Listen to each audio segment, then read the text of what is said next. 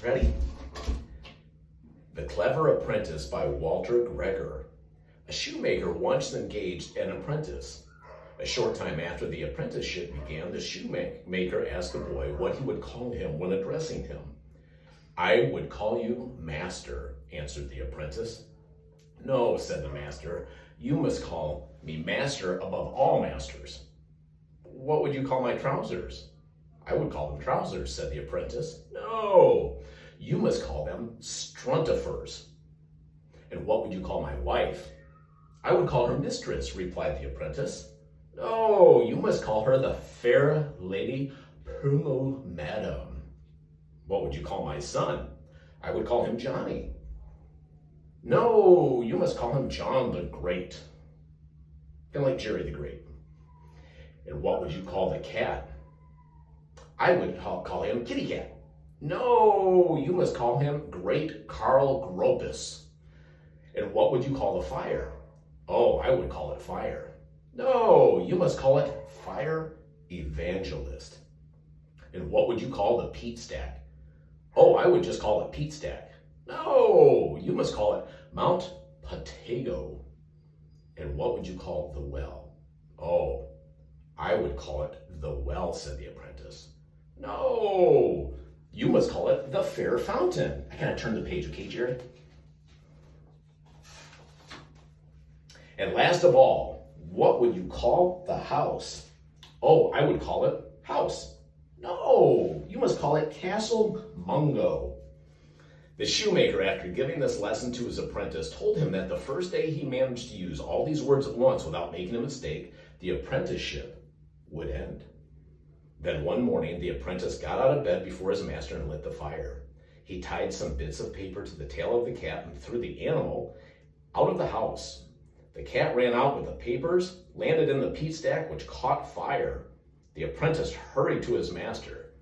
"Master above all masters, start up and jump into your struntifiers and call it upon John the Great and the fair lady.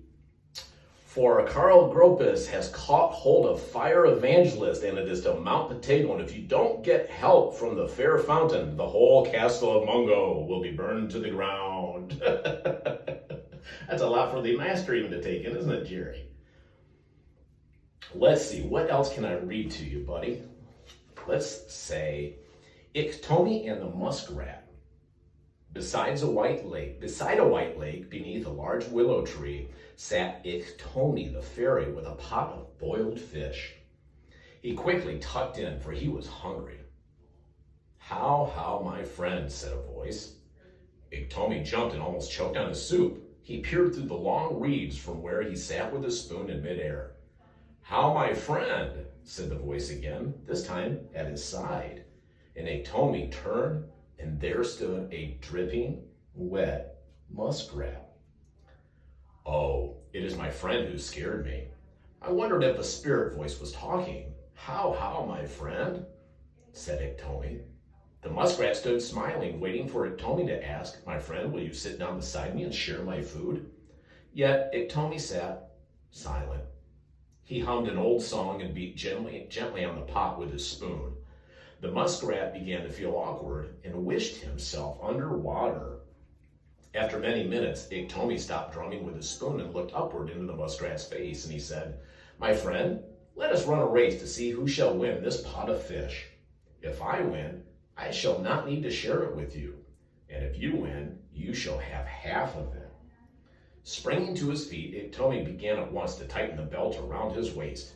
"My friend Iktomi, I cannot run a race with you. I am not a swift runner." "And you are nimble as a deer," answered the hungry muskrat.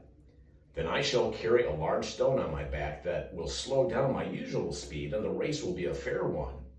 Saying this, he laid a firm hand upon the muskrat's shoulder and walked to the edge of the lake.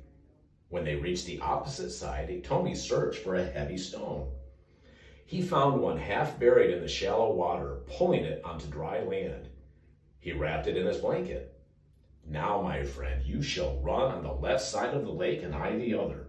The race is for the boiled fish in yonder kettle," said Iktomi. The muskrat helped to lift the heavy stone upon Iktomi's back. Then they parted.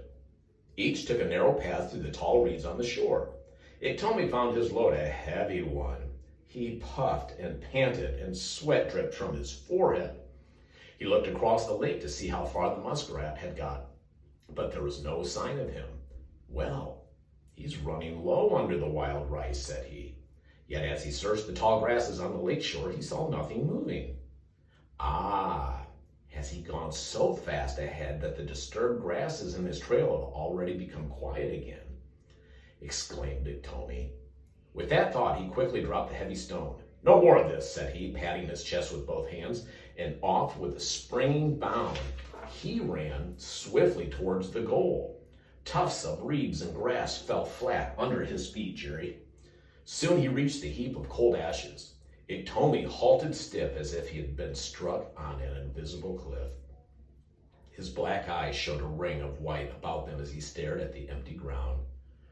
There was no pot of boiled fish. There was no muskrat in sight. Oh, if only I had shared my food, I would not have lost it all.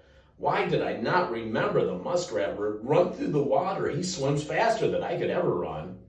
That is what he has done. He has laughed at me for carrying a weight on my back while he shot here like an arrow. Laughed the muskrat. "Next time, say to a visiting friend, 'Be seated beside me, my friend. Let me share my food with you.'" What do you think, Jerry? Yeah.